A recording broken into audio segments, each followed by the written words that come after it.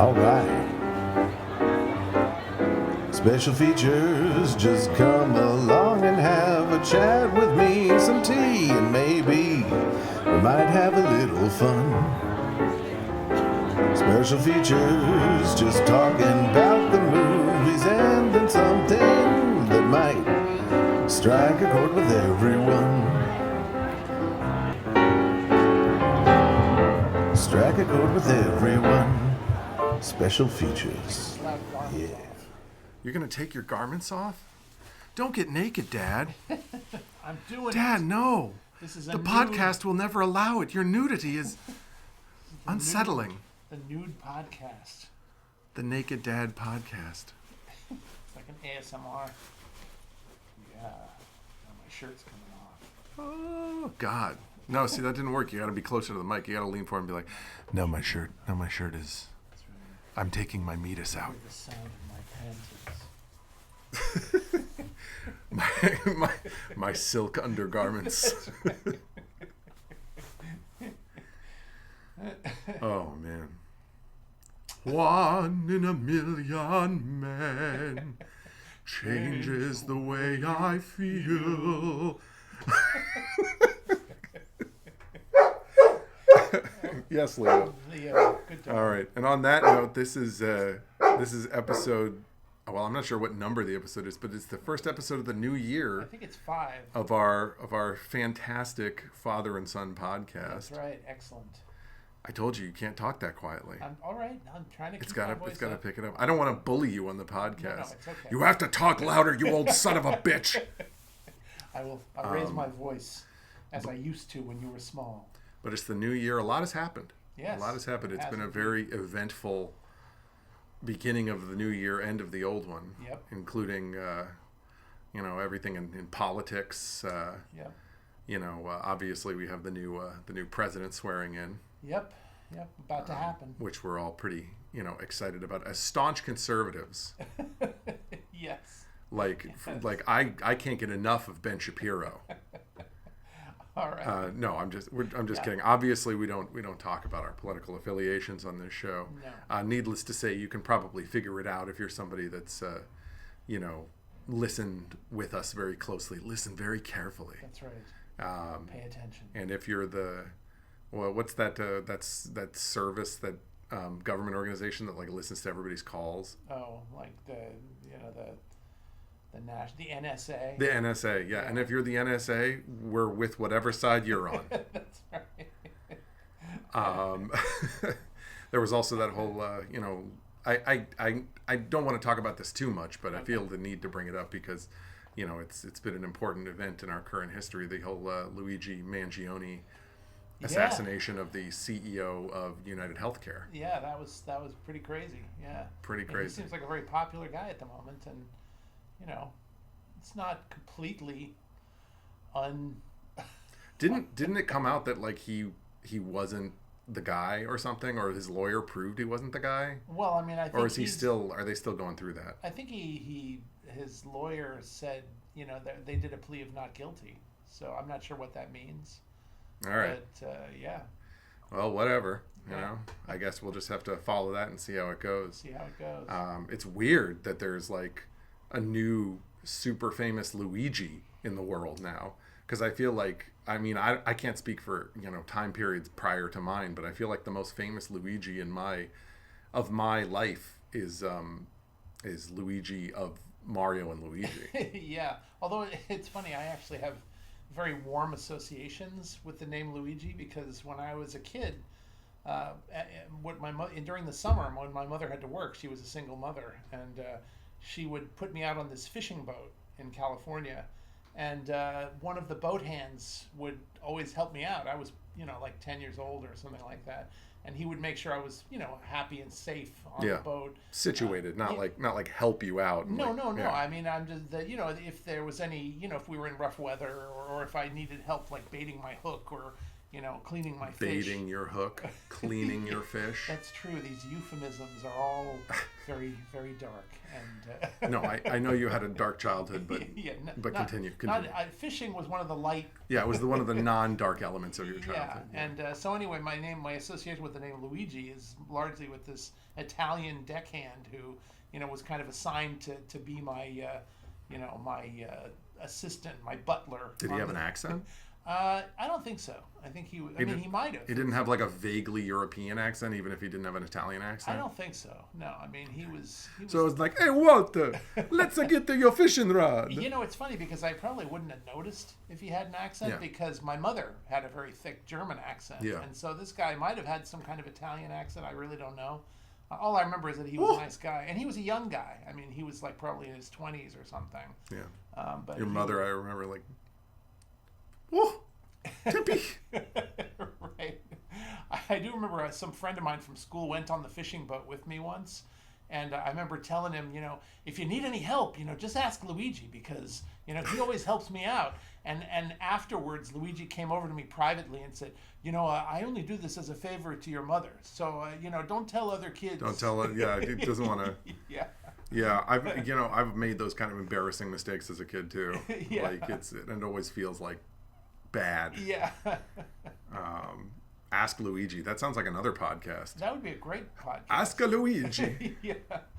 That's right. Like a cooking podcast or exactly. Well, I guess that's a little stereotypical. Assuming if he's Italian, if he's like hardcore Italian, he'd be some kind of cook. Well, it'd be great if you had a guy named Luigi doing a podcast about like Asian cooking or something.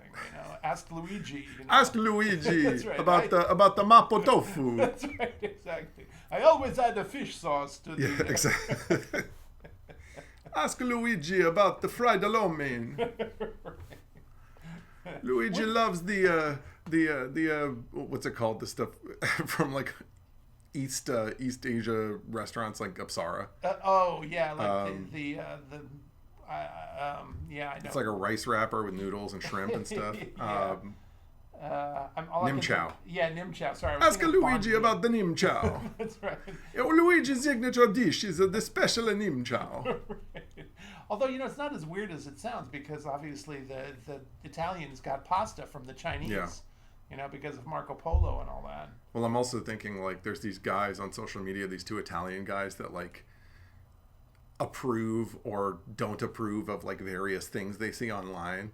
And a lot of it's like cooking videos and stuff, And I was thinking like, I wonder how they would feel about, I don't think I've ever seen them like watch any Southeast Asian cooking videos. They mostly just watch like stuff to be like whether or not it's Italian approved. So if somebody's making a pizza, they'll be like, this is the worst pizza I have ever seen.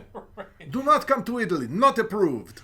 Well, it used to annoy me actually a bit because I used to watch this show, Lydia's Kitchen, and this Lydia woman was this older Italian lady, and she would always obviously cook Italian dishes. That was kind of the theme of the show and everything.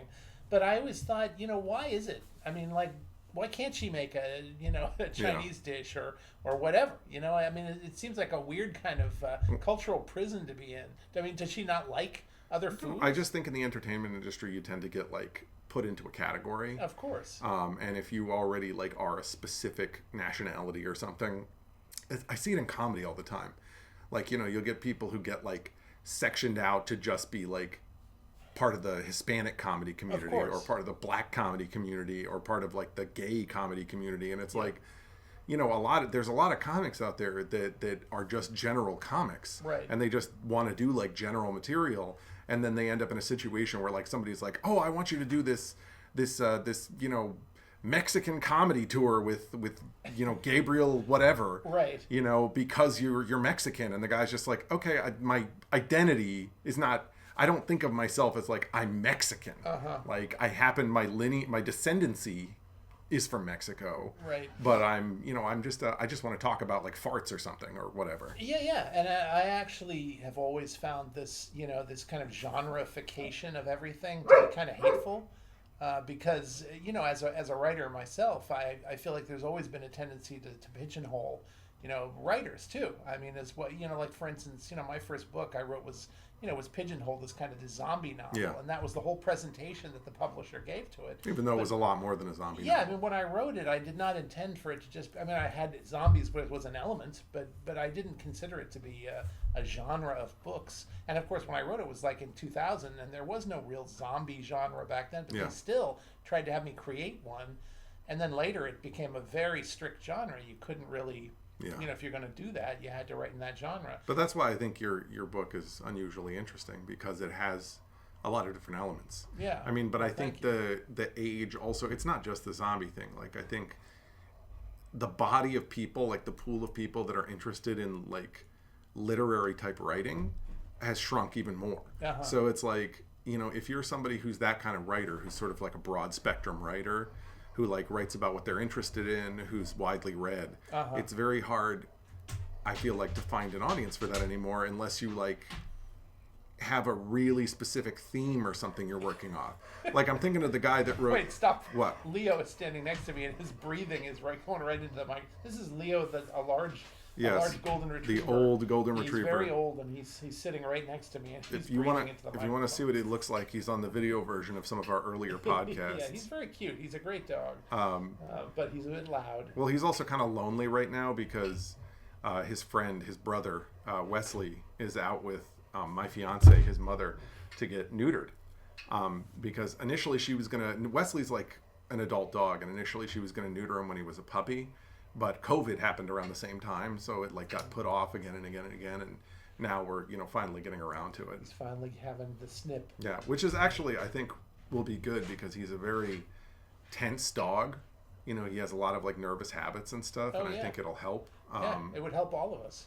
Yeah, you mean to keep him from like jumping on your chest and stuff when you sit down? No, I was thinking, we could be neutered as well. No, it's funny you should mention that because I have been, because, to some extent, I think it's impossible to not feel a little bit guilty about neutering your pets, because I think anybody who cares about their pets the way that, like, people who are pet lovers really do, it's going to feel a bit like you're, like, surgically altering your children against their consent, But, I mean...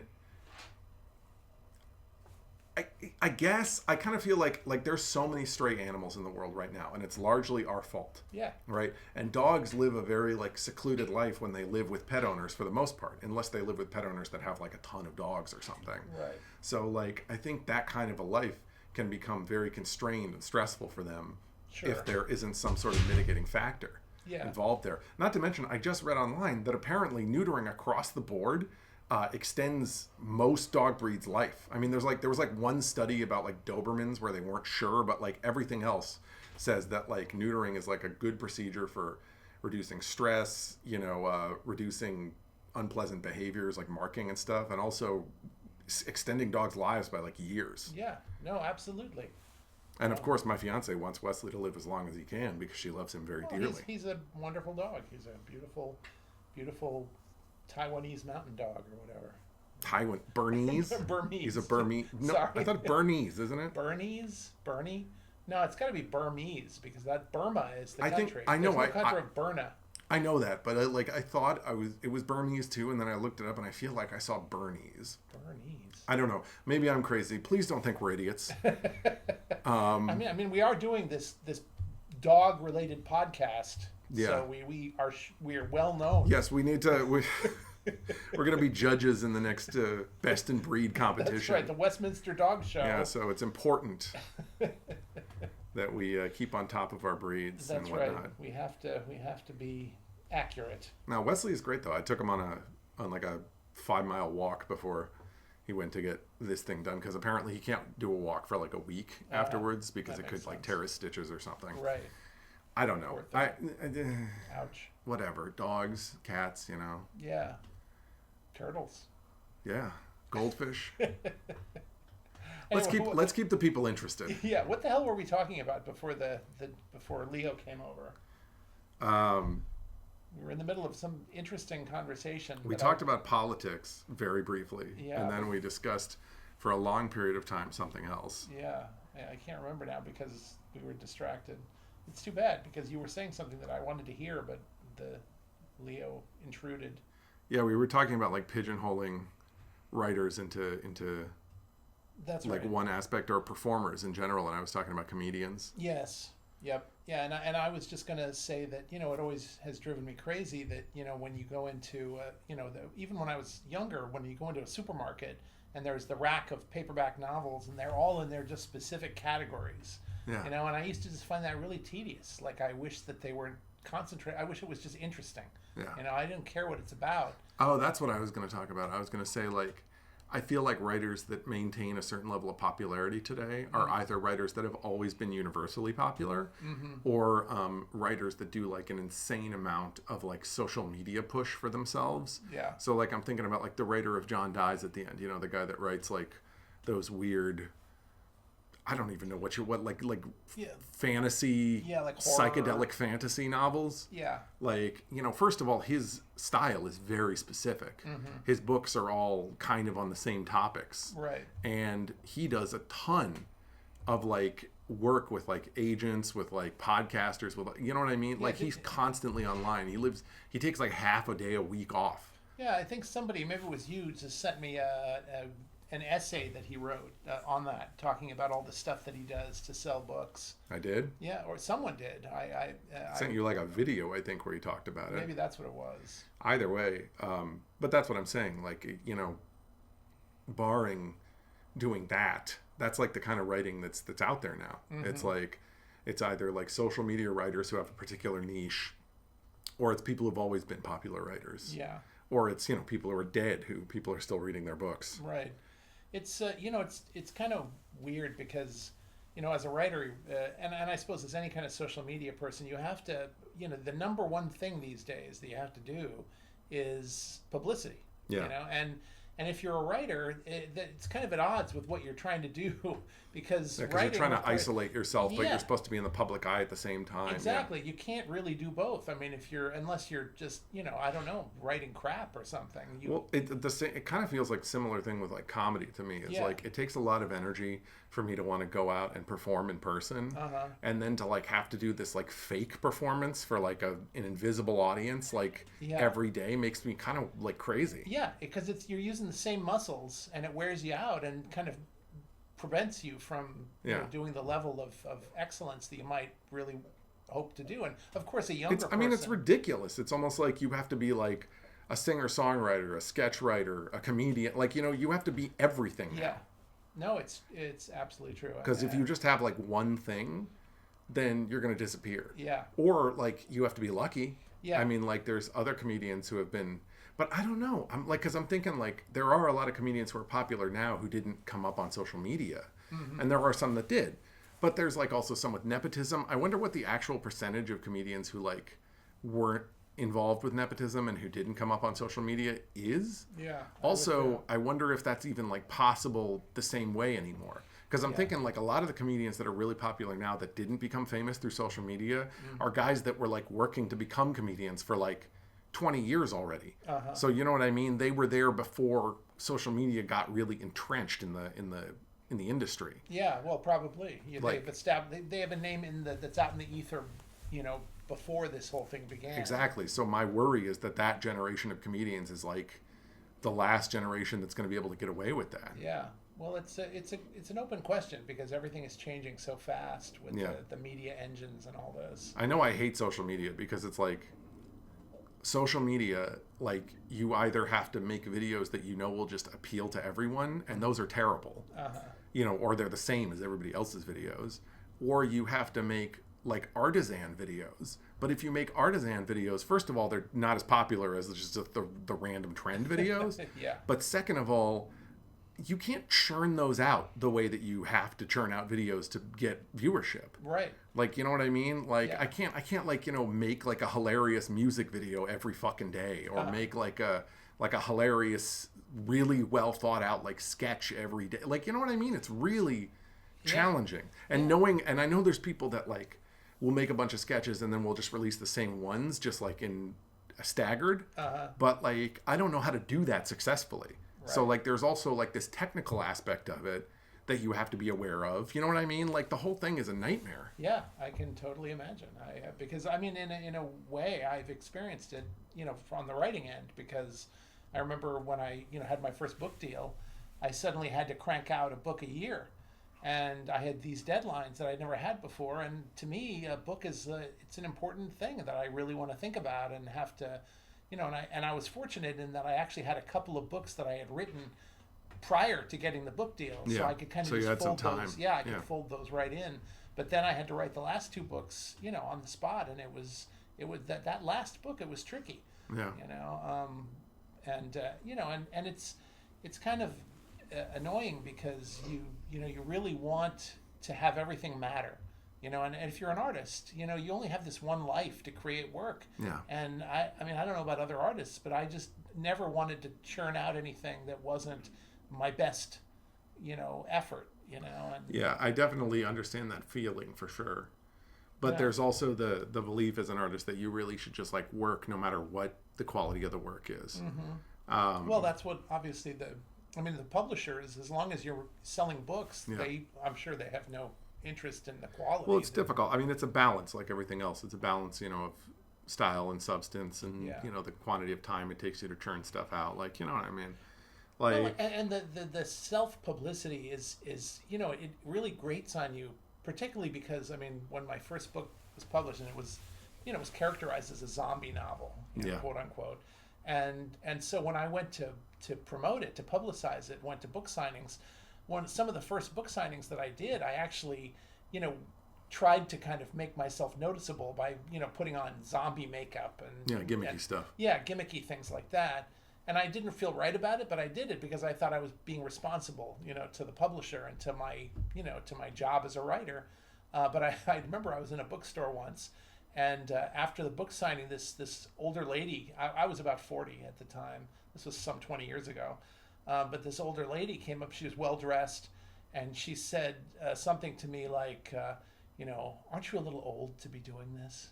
And I just felt like, oh my God, because she was about my age, at that time. And I just felt like, here's this woman looking at me in my zombie face paint, and just thinking, what an idiot this guy, and it's like, I'm just trying to make my life work. Yeah. I'm just trying to be a writer, and this is what they want from me. No, I know. But I also think, like, fuck her.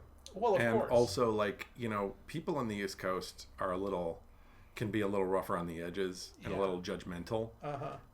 Also, I think there's in general just that kind of this idea in our society of like, oh my God, if you're a grown up, at least, not really as much with millennials, which I'm thankful for, but definitely with like millennials' parents, that like, if you're a grown up, you better not do anything that's untoward. Yeah, exactly. Not undignified. Ever. Oh my God. Yeah. Like, I remember I heard this story not too long ago.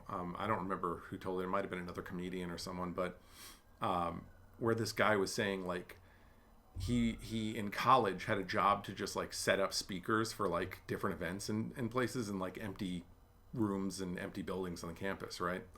And at one of his jobs, he was like setting up speakers, and he always had his headphones in because he was like listening to music because he liked it. He was like alone. He could set up the speakers. He could just listen to his music. Right. And this lady came in and was like, tapped him on the shoulder and was like, why are you wearing headphones? And he was like, oh, I'm just setting up the speakers. And she was like, well, you really need to not be wearing headphones so you can hear if I need to talk to you.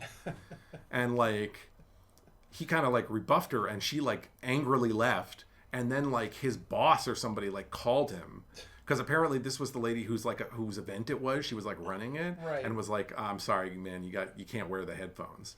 So he took the headphones off. Like, what the fuck? Yeah, how does that help? I think that there's a certain number of people who just don't think that if you're doing like a service type job, or if you're doing like what they would consider like a low level job, or if you're like a young person, that like you shouldn't be enjoying yourself. Like, right. You should. It's like, oh my God, look at him. He's making his work bearable. Oh, that pisses me off. Yeah. He should be miserable in here setting up the speakers alone right. with no music. Like, really? Like, fuck. Yeah. Well, yeah, it reminds me of, it's like the if you have time to lean, you have time to clean people. Exactly. Yeah. Well, it's like when I was a young guy, I worked in a movie theater, and I was, I just did a bunch of the different jobs. I worked behind the counter. I would clean the auditorium and, whatever. And I had to wear a shirt and tie, even though I was making minimum wage, which was at that time something like $6 an hour or something like that. So I'm going into work every night and having a tie. And in the height of summer, I had to walk to work because I didn't have a car. Yeah, walking to work in a full suit. Yeah, in a full, and it's hot, and I would get there and I'd be a little bit sweaty. And I remember once the owner of the theater, my boss, was like, you're a little sweaty. You got to watch out for that because we have a certain image here, and I was like, what the fuck am I supposed to do? You're forcing me into this position. Why are you like? Yeah. No, it's ridiculous. Yeah. So, anyway. I mean, that was actually, it reminds me of one of the amusing moments I had working because for a very, very brief period of time, I worked for a car insurance company. I'm not going to say which one, but I was working for a car insurance company, and it was right after COVID. So they had relaxed the dress code for when people were in office, because people were working remote a lot of the time. Yeah. But sometimes people come into office and they were they were saying we get it, COVID happened. There's nobody, who are you dressing up for? Right. And it was hot, so people were wearing shorts and stuff, right? Sure. And then at one point we had this guy from some branch office in the South or something, this uptight douche nozzle who clearly was well loved in the organization. I heard the way he dealt with some of the customers on the phone. He was so aggressive. It was kind of scary. But he was this short little guy with kind of a high-pitched voice and a beard and a Walter White hat. Oh man. Anyway, he came in full suit, right? And he came in to work with this small group of people I was training with for this new part of my job. And he was looking at everybody, and he looked at me, and he's like, well, shorts wouldn't have been allowed when I was in the office, or something like that. You know what I mean? I could clearly tell he was furious. He was broken inside that there was somebody in his office wearing shorts. Right. And I was you can't fire me. Right. You're not the office manager. You're not my manager. Yeah. I'm sorry, but fuck you. Yeah. Oh my God, who cares? Yeah. If I do my job, why do you care? Yeah. It does not matter if you mostly work over the phone. If you're meeting in person with people, if you're doing video calls with people, I get it. But if you are only over the phone with people, wear whatever the fuck you want. Be naked. Who cares? Right. Yeah. No, it's true. It's during COVID, I felt like I was turning into Pantsless Nation, and good. Yeah. Well, it's reminding me of that. There was an episode, I'm trying to remember the name of the guy who did this, but he was an editor of the New Yorker or something like that, and he was doing a video conference for a television interview. Yeah. And somehow he was not aware that his camera was on at one point, and he was masturbating. Oh, jerking off. Yeah. Yeah. I think there were a couple of instances where that happened. Yeah. But I know which one you're talking about, because I remember them talking about it being the first one. Yeah. Where he because there was also some guy who stood up and was bottomless with an erection or something. Yeah. And it's no, that's foolish. Yeah, you can that exactly. Obviously you can't do that. Yeah, but there's got to be some mental illness involved in that, because even when I was working, when we had to do video trainings and stuff for the job I was working, I never would have stood up without pants on. I'm Exactly. not an idiot. Yeah, you'd have to be crazy. Oh man. Yeah, I mean, as it is, I when I work on the computer, I always feel self-conscious because I know there's a camera on it. In fact, even with my phone, I always feel a bit self-conscious because there's a camera on the phone, and I never trust that I'm not being watched in some. I get that, but at the same time, I also don't care. I remember there was a girl, I think her name was Sarah, who was on Vine and was then on TikTok, who said she had people come in her with the same concern, being what if they're filming you on your laptop camera? And she's so they're gonna watch me binge eat in my underwear. It's if somebody's gonna take a video recording of me jerking off on camera, I don't care. What are they gonna do with it? I'm a comedian. What are they gonna you know what I mean? I'm maybe gonna own a liquor store in my life. I'm not gonna be president. Right. I'm not gonna you know what I mean? If I'm jerking off on camera and that video ends up being sold on a porn website, if anything, that's good press for me. Yeah.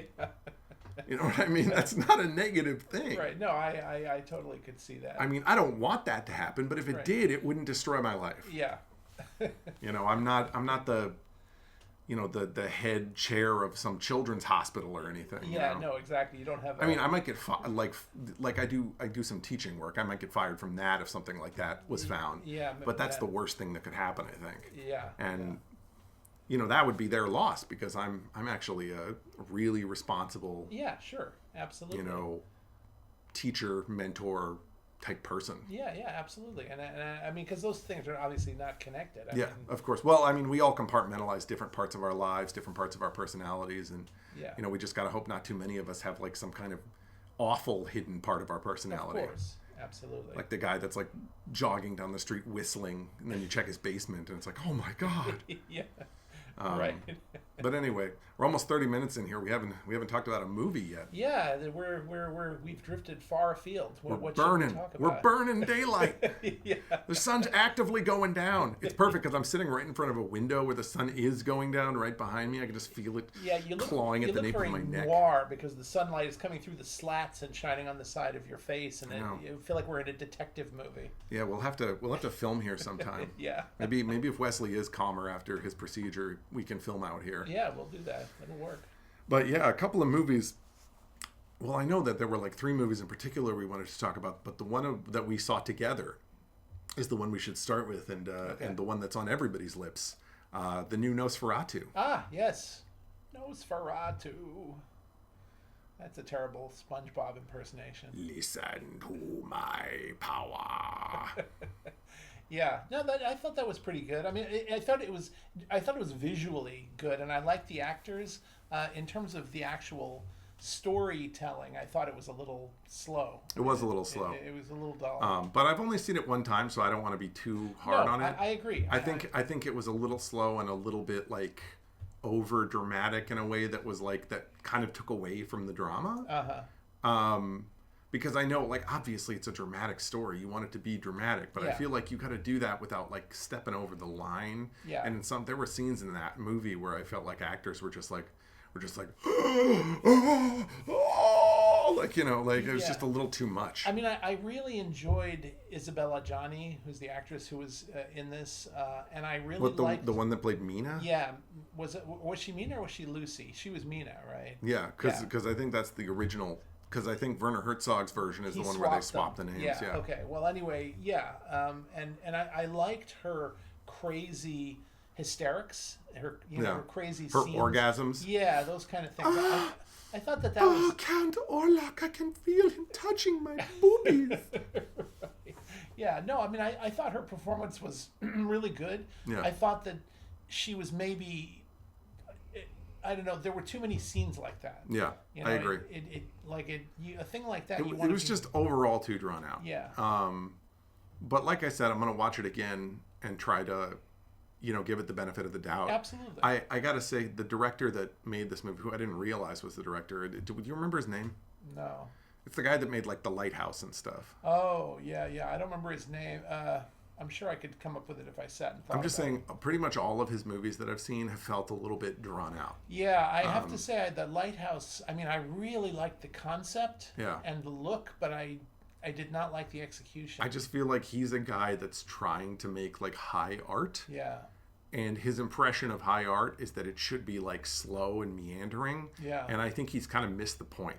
But I don't, like I said, I feel like I'm afraid of being too much of a dick about him or his work. Right. Well, because like there's a lot of people that really like it, and that's fine. They're entitled to their opinion on that. Well, also, I personally do not want to discourage filmmakers who are trying to do things that are kind of that are interesting, or unusual or new. Yeah. There's enough filmmakers out there today that are just doing like stupid remakes or just nonsense or just corporate filmmakers. Right. I mean, if you're a filmmaker and your goal is to be very individualistic and do things according to a very stylish personal vision, that's not a bad thing. No, it's not. It's just hard to get it right. It is hard to get it right, but maybe he's still moving in that direction. Yeah. And I do think Nosferatu is the closest he's gotten to getting it right. Yeah, it's better than The Lighthouse, I thought. Yeah, or I know he's made other movies we've talked about not being things we loved. Yeah. Is he the guy who did that Brad Pitt space movie? We have to look this up. Yeah. Because I don't think it's going to drive me crazy. Astrum? Because I thought you might remember, but I know I let's should. see.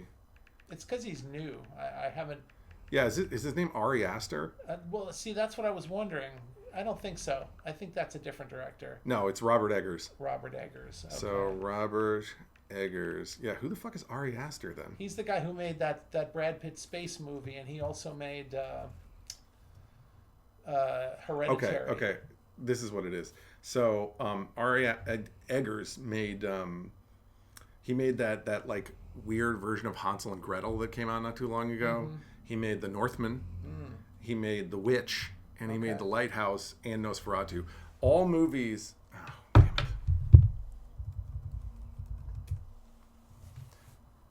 All movies that have like really good qualities. Yeah, good things. But like overarchingly are a little bit slow and messy. Yes. All movies that they're missing that little spark that makes a movie wonderful. And I don't, I suppose if I sat around I could think about it. Like if I tried to think about, somebody like Kubrick. Yeah. What is it that Kubrick brings to a film?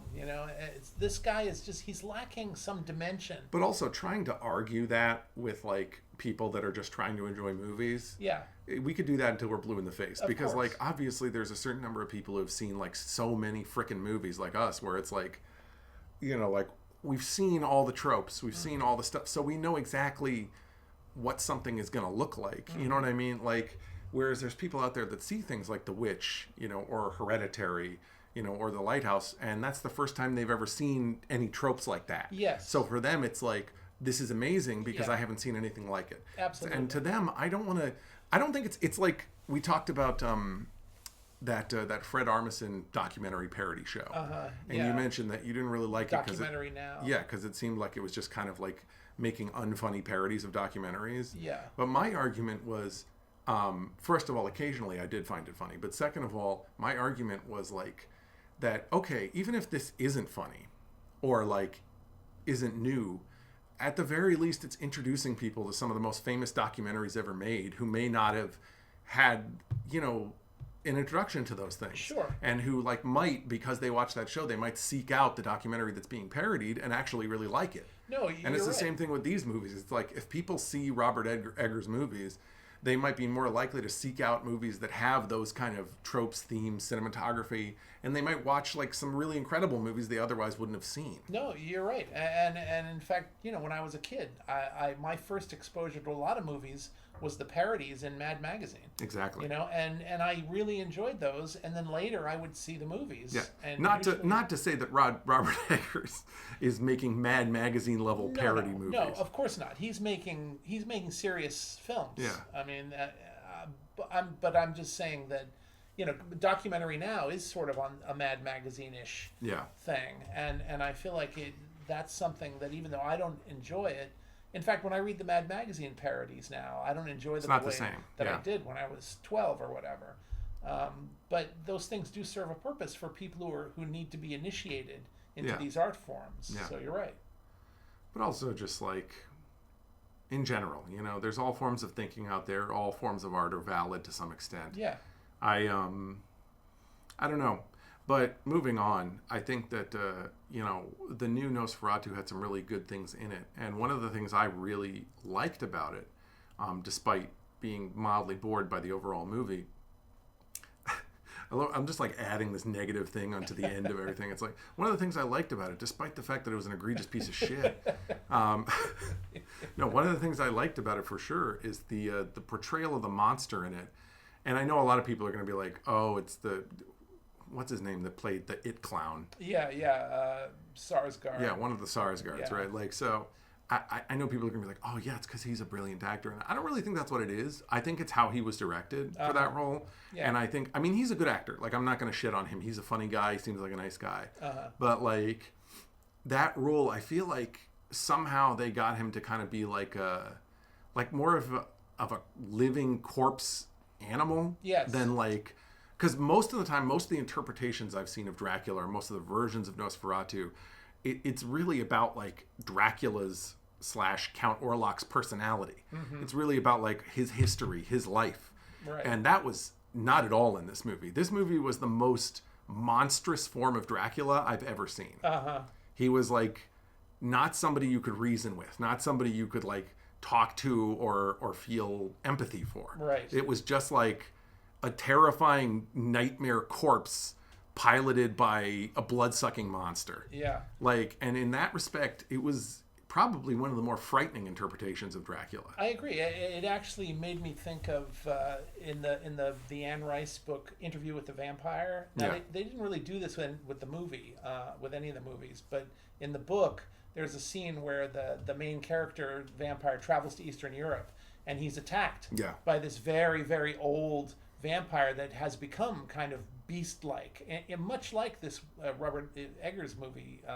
I know what you're talking about. It's not. I think in the book, it's that these are like vampires that didn't work properly.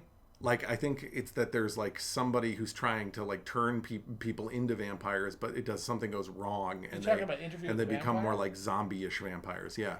No. From what I recall from the book, that's how it is. I don't think so. I think it's just that he's extremely old, and the vampire that attacks him is just very old and decayed and kind of insane, and it's just like this monster. And when it attacks him and discovers he's a vampire, it immediately like loses interest, and he's able to fight it off because he is a vampire. Yeah.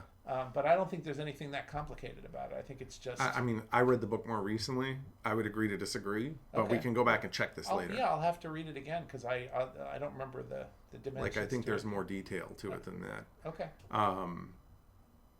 Anyway, it doesn't matter. No. The point is, we get into like... It almost comes to blows over whether or not, like, which one. No, that's not how it happened. That's right. How dare you? You son of a bitch. That's right. You came from my loins. Yeah, you just take you know what you're doing with Interview with the Vampire? You like hold up a copy of it and you like wipe your ass with it. You're shitting on it. You're shitting on it. No, seriously. But yeah, I liked that. I liked how he drank blood. That was kind of gross. Yeah. And it sort of, it kind of inspired, it seems, in a way, from the blood drinking from the 70s Nosferatu that Werner Herzog made. Because the Count Orlok in that kind of also suckles for blood, although he does it in a more like kissing, gentle way, like as if he's like gently kissing your neck. Yeah. Whereas this guy's more like... Yeah, he's slurping.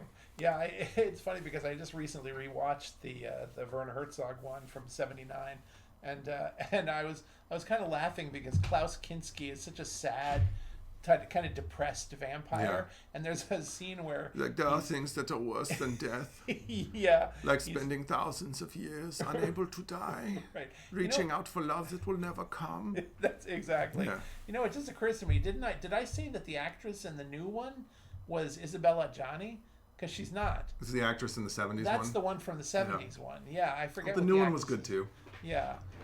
Anyway. But they both were very like intense and wide-eyed. Yeah, I just wanted to make sure that I didn't let that stay out there, that I kind of screwed that up. But anyway, Isabella Adjani is from the 1979 one, and there's the scene that made me laugh was when Nosferatu, who's played by the great actor Klaus Kinski, approaches her, and he like tries to like kind of seduce her, and she essentially says no, and so he kind of makes these little whimpering sad noises. Well, she has a cross on. Yeah, right. And she reveals her cross when he's trying to get close to her, and he's like oh. Yeah, it's like a rejected nerd, Yeah.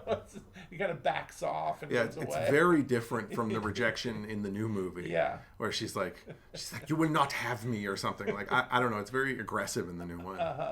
And he's like, I will come back to you. Well, he doesn't cough like that. No. In 3 nights, or whatever. Yeah. Like, that was another thing, actually, that I realized about the movie that is an interesting detail that I wasn't even thinking about. It's like, he has that raspy breathing in the movie. And for a minute in my head, I was like, vampires don't need to breathe. Yeah. But then, like, somebody online was like, oh, he needs to intake air so he can talk. So that's why he breathes like that. He breathes like that because otherwise he wouldn't be able to talk because we can talk because we're constantly breathing and we're not aware of it. Yeah, but he doesn't have to breathe. So in order to talk, he has to be like, like pull a bunch of air into his desiccated lungs. Yeah, I've never thought of this before, but in a weird way, the human body is kind of like a living bagpipe. Yes. And in order to talk, you have to have... Yeah.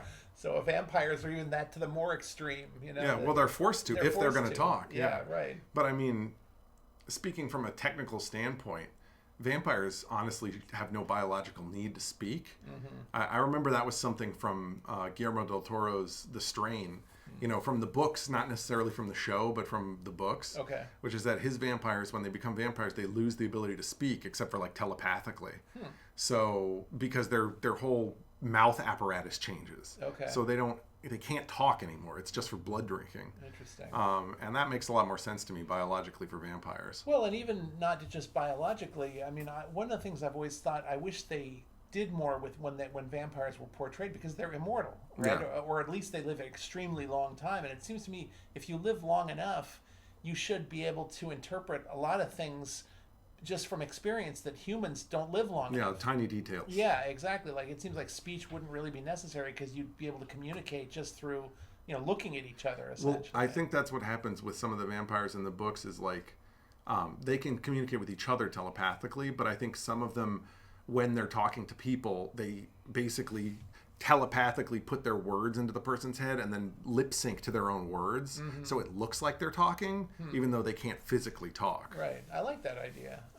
But obviously the telepathic thing is part of vampirism, because it seems like so many vampire stories and movies have the victims kind of having the vampires visit them in their dreams and in their heads. Vampirism is it's an essential part of vampirism to be like kind of like a spirit of kinds, like a magical beast, you know, a strigoi, like, you know what I'm talking about. You know what I mean? It's hypnosis, psychological powers. This is fucking vampirism. Yeah. They're the ultimate detectives, right. Like Batman. Yes. That's why there's vampire superheroes in the Marvel and DC universes. universes. And they would be perfect, because if you're 1,000 years old, you know so many things. You'd be a perfect. Plus, you have detective. superhuman abilities. Yeah, exactly. So it's like, is what it is, right? Yeah. Oh, speaking of which, actually, to jump off from that really quick, I want to say that I just watched that short that you told me about ages ago, Werewolf by Night. Oh, did you? Okay. Yeah, and I bring that up because it kind of has to do with like monsters, like not vampires directly, but like it's about monster hunters. So yes. And I thought it was really good. Yeah, we enjoyed that. Yeah. I agree. I wish. I don't know what they're going to do with that. I think it's probably going to be involved in something later. Yeah. At least I hope so. You know, because I like that iteration of the Wolfman, and obviously, we both like Man-Thing. Yeah. It was just nice to see them going in that direction with that. I agree. And it made Man-Thing seem so lovable. I know, he seemed very nice, but of course, even in the comic, Man-Thing is very nice to people who aren't afraid of him. No, I know. Well, I also liked how they did his burning in the show. It was very aggressive. Yeah, it just grabs people's heads and they like they explode into flame. Yeah. Yeah. If you're interested in like the the Marvel, DC universe, even if you're not, I would recommend, like, if you have access to Disney Plus, to watch Werewolf by Night, just because it's only like an hour long, so it's like a short movie. Yeah. And it's fun. It's like it's sort of got like an old monster movie mixed with like new Marvel vibe. Yeah. So I highly recommend taking a peek. Yeah, me too. I feel like it'd be a fun little night in, Yeah. You get off of work, you're tired, you don't want to watch a whole movie. Right. Just watch like Vampire by Night. Yeah. Or Werewolf by Night. Werewolf by Night. Yeah. Not Vampire by Night. Don't watch Morpheus. That was a bad movie. Not to, shit on Jared Leto. Right. There's a lot of things Jared Leto has done that are great. But, I love Jared Leto, just not in that. You love him? I love What do you love him in? I thought he was really good in... he was okay in Blade Runner. Yeah, no, but that's not the one that I think of. He was fantastic in that movie about AIDS. The Dallas Buyers Club. Yeah, the Dallas Buyers Club. He was really Club. good in that. You're right. Yeah. Damn. Also, the movie about heroin. Yeah, right. Requiem for a Dream. Yeah. He was probably the best part of that movie. Yeah. Also, his band is pretty good. I don't think I've ever heard of his 30 band. Seconds to Mars. Okay. I think. I really hope I'm not fucking that up. If that's not the name of his band, I'm going to look like such a doofus to all the Jared Leto heads out there. Well, I think that most of the Jared Leto heads who know about that band probably existed 30 years ago. Yeah. Well, also, like, the fans of his music and the fans of his movies, who knows how much that crosses over? I don't know. Anyway, it doesn't matter. We're not talking about Jared Leto. My point is, I mean, we did a little bit, but well, those are things. The things we mentioned should be seen. I mean, anybody who hasn't seen the Dallas Buyers Club should see it. It's very good. But anyway, Nosferatu had some good stuff. I would say it's probably worth a watch through for anybody who likes that sort of thing. Yeah. I'm going to watch it again to see if my first opinion, because I was really tired when I went to see it the first time, so I worry that my first opinion was partially damaged by my tiredness. Yeah, and just going to the theater at all these days, I'm out of practice. Yeah, me so too. sometimes watching things in a movie theater is not the best environment. Yeah, so I'll watch it again at home. Yeah. But yeah, it's interesting. I've also watched a couple of other like highly regarded movies recently. Well, speaking of the beastly vampire, you just watched a movie that I enjoyed. Speaking of the beast, I just watched The Whale. Oh, that's right. Yeah. I watched the first half of it. Anyway, but keep going with what you were saying. Oh no, I was just going to mention that that movie, The Vordelok. The Vordelok, yeah. Well, is... I feel like this movie had a lot of things similar that were good about it that were also good about The Vordelok, but I did enjoy The Vordelok more. Yeah. If you haven't seen it, there's a movie that recently came out, a French vampire movie called The Vordelok. We watched it on an app called Canopy, which is like a local public library-based streaming app. Yeah. But if you can find it anywhere, I highly recommend taking a look at it. It's weird. It's a weird movie, but it's very interesting and very disturbing in some ways. Yeah. And puppetry is involved. I won't tell you how. Yeah. But it is involved. It's almost like if there was an evil blood-sucking Yoda. Yeah, exactly. Let's not give away too much. Yeah.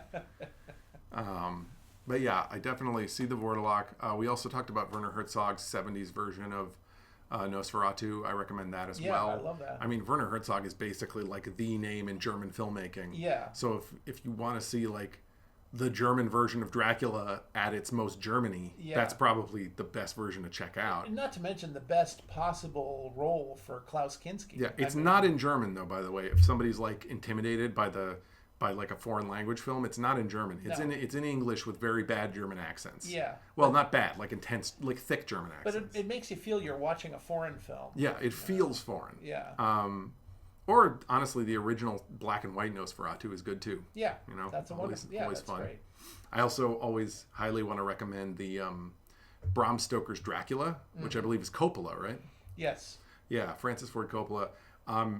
Kind of not a great performance by Keanu Reeves, but otherwise a very beautiful, like amazingly scored movie with a lot of great performances. Yeah, very fun movie. Very fun. A lot of fun to watch. And like you said, beautifully scored. Also beautiful looking. It's an amazing looking movie. Well, I would actually say it's a great companion piece. If you just watch Nosferatu and then you go and watch that, they have very similar kind of like beats. So I feel like it would be a good movie to follow up. Yeah, you're right. In fact, I feel like the new Nosferatu, kind of the director must have really taken inspiration from the Coppola's Dracula. Yeah, it's possible. I think he took inspiration from a lot of places. From a lot, yeah.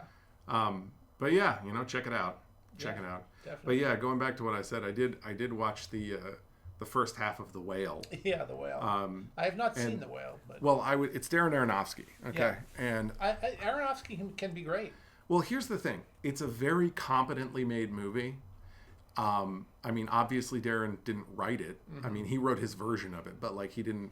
I think it's based on a play or something. Okay. I don't know. I don't want to say that for sure. Like, so don't quote me on that. But like, it's very competently made, very competently acted. Mm-hmm. Brendan Fraser deserves the opportunity, obviously. Right. But I found the movie a little bit too grim to enjoy. Because it's basically just a story about a guy like eating himself to death.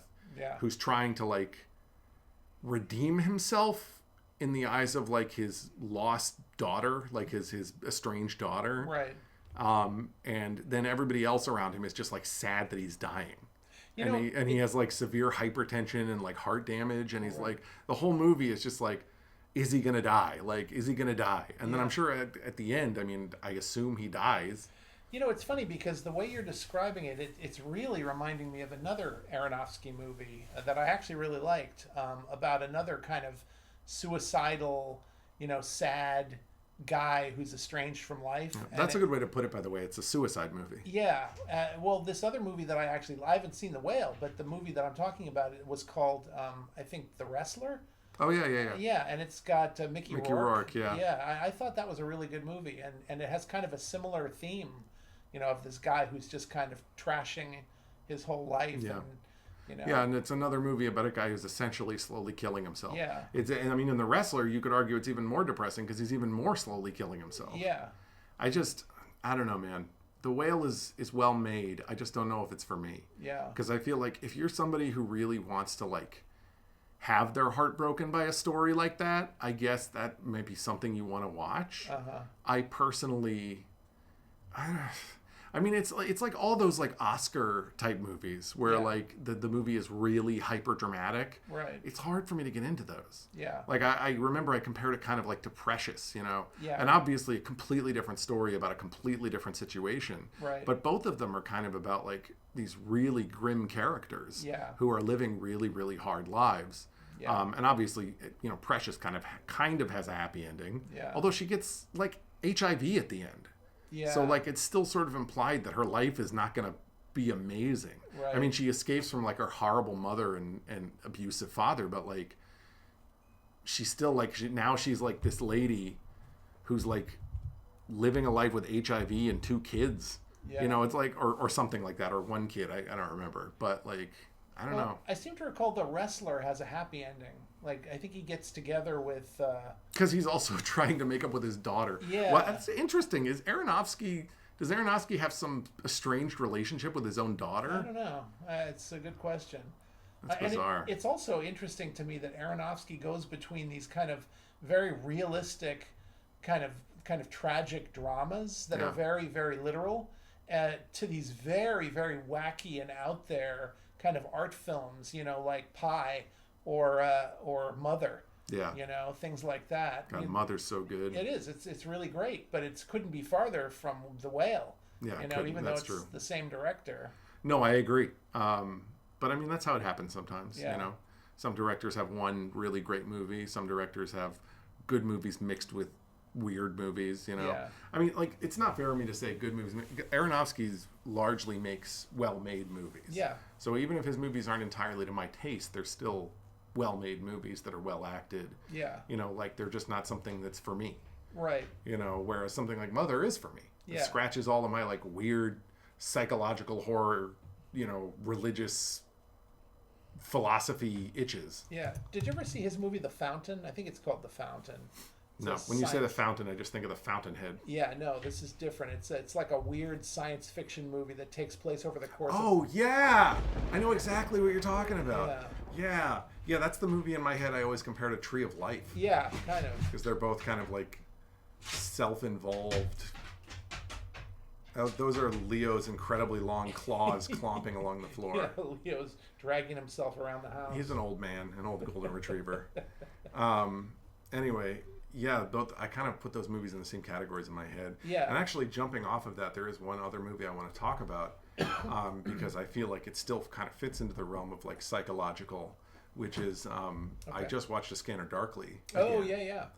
And that movie was really like I had always heard, I think, for a long time that some people thought that movie was like boring or whatever. Yeah, I might have even said that to you. But well, and you also said because when it came out, like because the whole thing is like rotoscoped, so it's all like animated looking. Yep. And you said when it came out that those kind of techniques hadn't been heavily used in movies, so maybe you found it a little bit visually exhausting. Yeah, that was for me. I remember that was distracting when I saw the movie, 20 or 30 years ago, whenever it came out. No, but I really liked it. I thought it was funny, weird. I thought it was a really fun, like, not fun per se because of the story, but like, just the nostalgia of it was a nice take. Like I was saying to you before, like Philip K. Dick wrote the book that the movie is based on, like in like the 50s or something. Yeah. And then the movie and the story takes place in like 1994. Right. And then the movie was made after 1994. So Yeah. it's a movie about a time being made by like a director that lived through that time based on a book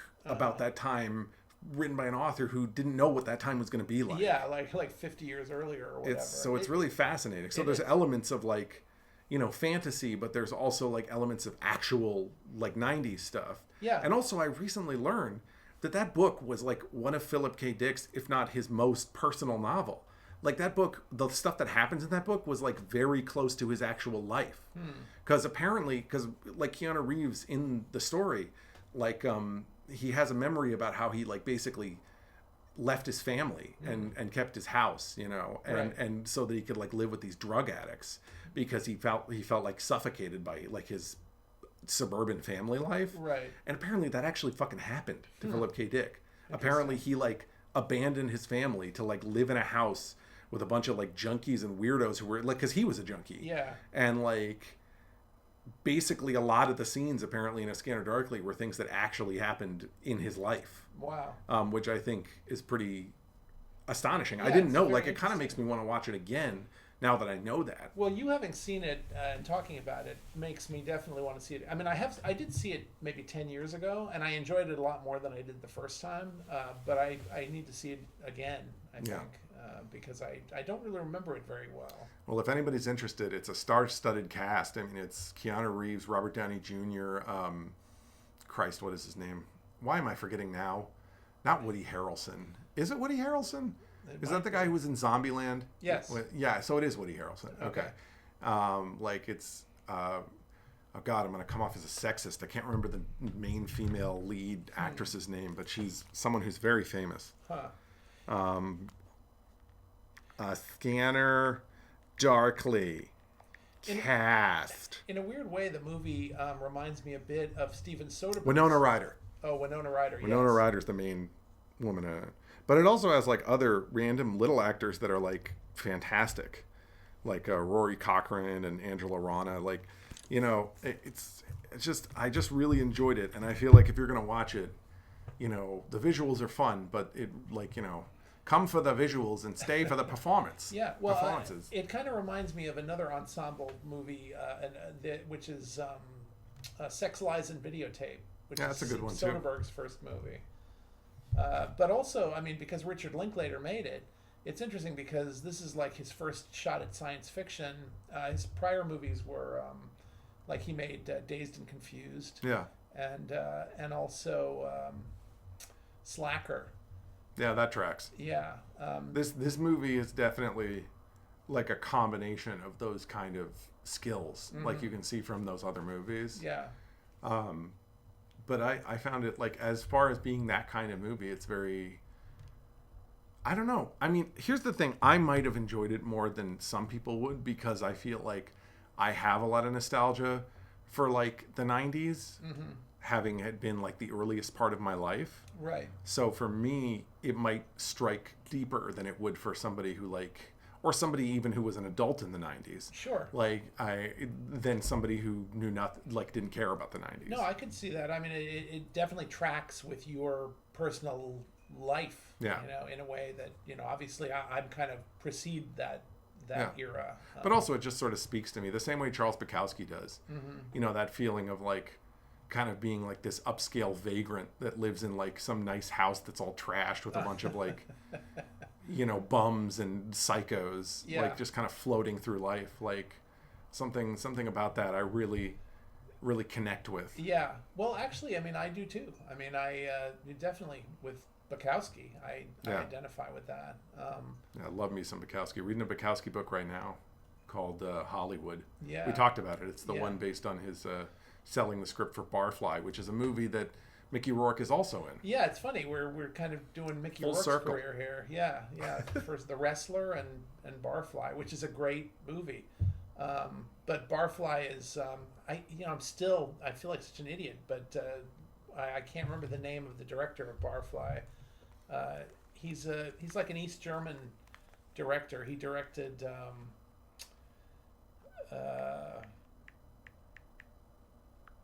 this movie about Klaus von Bülow, Reversal of Fortune. But he also did Barfly, which is about, you know, what it sounds like, the story of... This is so frustrating. I just looked up Barfly, and it doesn't have the director in the overview. Oh, really? I was like, there it is. It's his name's gonna be right there, and it's like, no, I have to look up director Barfly. I'm opening the Wikipedia page. Barbet Schroeder. Yes, Barbet Schroeder. Barbet Schroeder. Yeah, he did Reversal of Fortune also. He's a good director. Barfly is a really good movie. Barfly has 76% on Rotten Tomatoes. Yeah, that's too low. No, I know, but there's a lot of artisan films that are not super well rated on Rotten Tomatoes. It doesn't matter. We've talked about it. I think The Mothman Prophecy is one of the best horror movies ever, and it has like 13% on Rotten Tomatoes. Yeah. Anyway, but all that being said, we've come to the end of our time. We're a little over time, right. But I've enjoyed it. Do you have any final thoughts for our listeners? Just that, I hope that they go and see some of these movies that we're recommending, like, Scanner Darkly, I would suggest, and also, Barfly. I mean, for sure. Yeah, no, I absolutely agree. Go out and see those movies, kids. Yeah. Just so everybody's aware, there will be no video version of this podcast of this particular episode. We had some technical difficulties, but we'll be back on the horse as soon as possible. Yeah. As of this time, we're still in the process of uploading the Christmas special episode, so get excited for that. Nice. And we'll see you in the near future. So everybody sleep tight and hold on to the meatus of your geetus. Adios, muchachos.